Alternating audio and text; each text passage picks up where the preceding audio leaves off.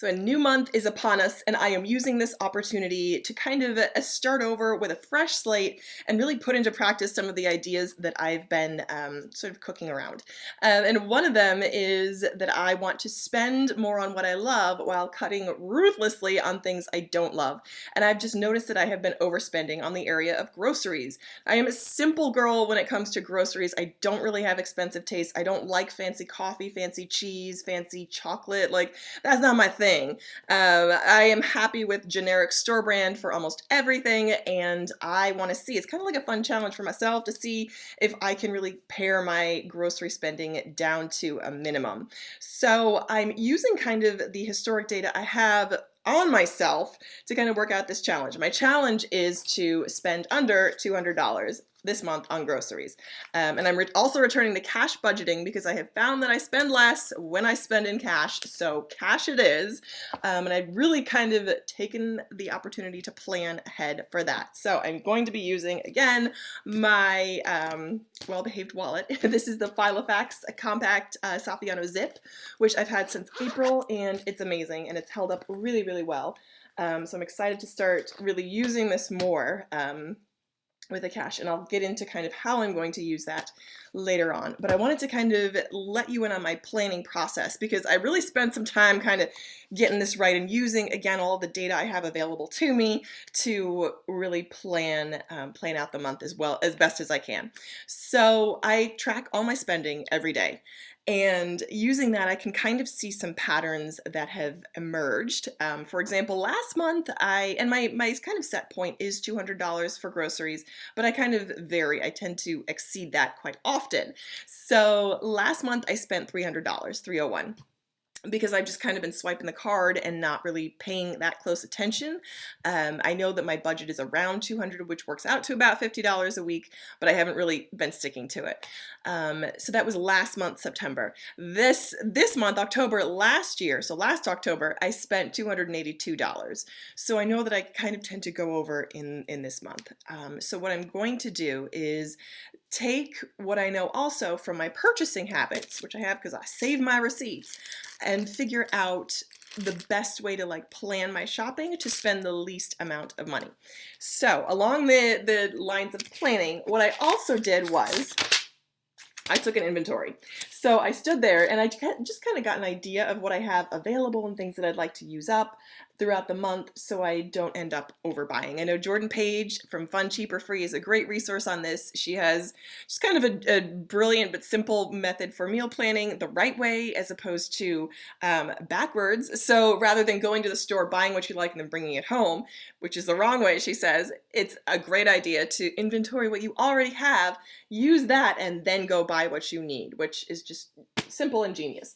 So what I did was I inventoried my freezer, my fridge, and the pantry sort of cabinets. And I really keep a very simple bare minimum available, but it's good to know kind of what I have, for example, in the freezer, and that's where I'm really going to be getting into. I have a ton of frozen veggies. So I have this winter blend, which is broccoli and cauliflower. I have asparagus, I have Brussels sprouts, I have blueberries, and a lot of fruit. Then I have salmon and pre-cooked chicken strips. I'm going to try to use those up for proteins. In the fridge, I really don't have that much. Bacon, onions, rice, and ribs, which I need to use up. And then in the cabinets, things that I tend to rely on are tuna and chickpeas. So a word about my sort of dietary preferences. I try to stay away from dairy and sugar just because it bothers my skin. And I also try to focus on protein and vegetables. I try to stay away from starches where possible. I don't do a ton of that. I don't do a ton of bread or pasta. I mean, for an easy meal, that's something I'll do.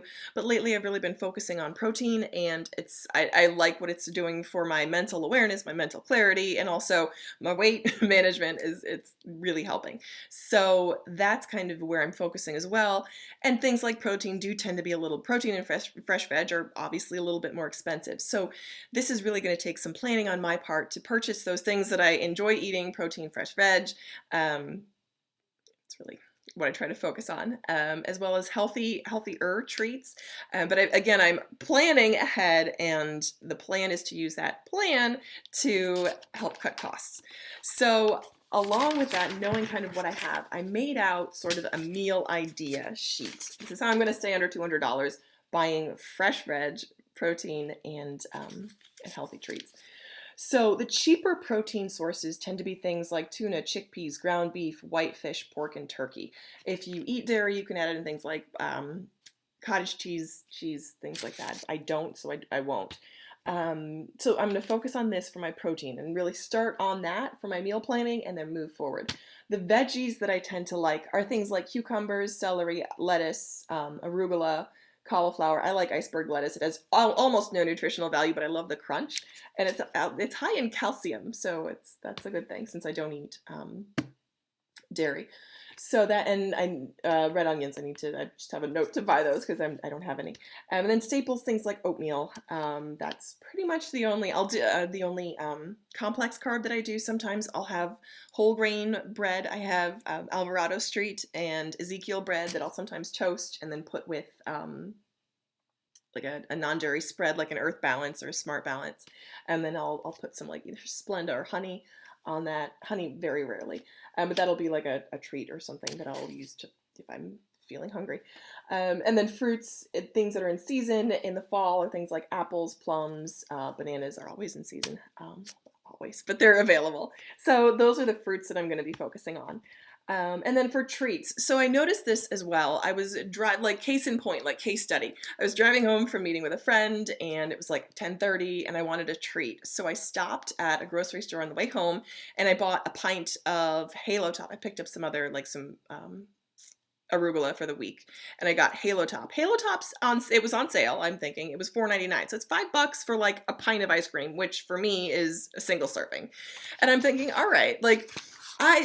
Okay, it wasn't terrible from a nutritional point of view. It's not the best, but whatever. If I had planned ahead, my plan is to make my own treats ahead of time and then freeze them so they're ready to go, so I can take them and know that I have that to look forward to at home rather than purchasing something. So these are my go-to treats. I like, because I try to stay away from sugar, I like the sugar-free brownies, and I make a cake as well, and with a sugar-free mix, and I'll make it a little bit on the more custardy side, and then I'll freeze that also if I want something vanilla flavored. So sugar-free brownies frozen are actually not terrible. So that's something I'll go to again if I want something quick and cold and sweet that I can have. Fruit does work too, but for some reason the acid in that will tend to bother me more if I eat it, usually late at night, which is when I'm eating a treat. So these are just other options that I like to have on hand that I do tend to splurge on, and that will cause me to go over my grocery budget. So that's kind of the contents of what I'll be buying. And now when it comes to planning my trips, that's something else, and I've not done this before, but I'm going to try this, see if it works. I have my plum paper planner here, and I've scheduled in grocery shopping trips. That way, thinking that if I think ahead, and I know exactly what I'm going to go in to get, I'm focusing again on fresh veg, protein, and any quick staples that I need. Really just fresh veg and protein. So the best day of the week to shop, I actually Googled this, so I've done the research for you if you're wondering, is a Wednesday, because they've restocked, the grocery produce should be restocked, and crowds tend to be lower, which is why they put the sales on Wednesdays. So depending on whether people are really on it for the sales, it may be a little bit more busy on a Wednesday, but we'll see how it works. Normally I go on a Sunday because that just works for my schedule, but I'm going to try going on a Wednesday to see if it makes any difference in my spending. So we'll give that a shot and see how it goes. I'm planning 5 trips, and so 3 will be at my normal grocery store. And then 1 will either be to like a Walmart for staples, or for like canned goods, shelf-stable goods that I need to re-up, or an Aldi. We'll see how that goes for, again, for staples. I am cutting out for this month. We're looking at it as like a cleanse, a money cleanse. I'm cutting out anything extra, things like soda, candy, chips. Pretzels are a big one. I like them. They're like $1. So I figure if that fits, I can make room for that. My goal is to only spend $20 per trip, and then reserve the extra. So that's $20 a week, 5 weeks in October, and then reserve the extra $100 for anything incidental that might come up, because you know that something always does. For example, there's a birthday party that I'm going to this Saturday where I'm pretty sure that I might want to pick up something and bring it for that. So that's what I'm reserving on the side. We'll see how it goes. So this is my challenge to myself. Now that I have my Instagram account up, I will be attempting to post pictures of my receipts for every trip that I make, to keep me accountable.